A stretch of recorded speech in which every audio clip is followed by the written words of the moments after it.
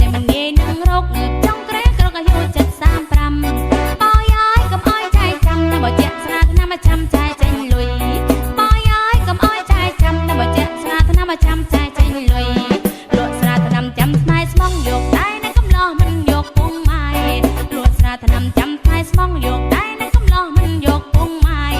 រើសពេកក្រមុំលៀងអាយមានអ្នកកែឆាយដូចចង់ជួបអូនរើសពេកក្រមុំលៀងអាយមានអ្នកកែឆាយដូចចង់ជួបអូន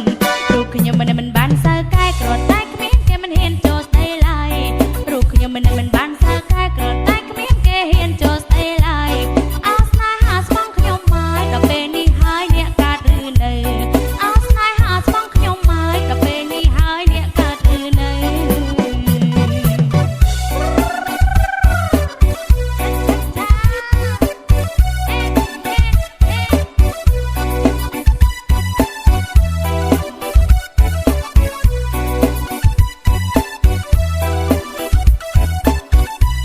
ខ្ញុំអង្គុយលងស្រាថ្នាំអ្នកអង្គុយរងចាំជួបស្នេហាពិត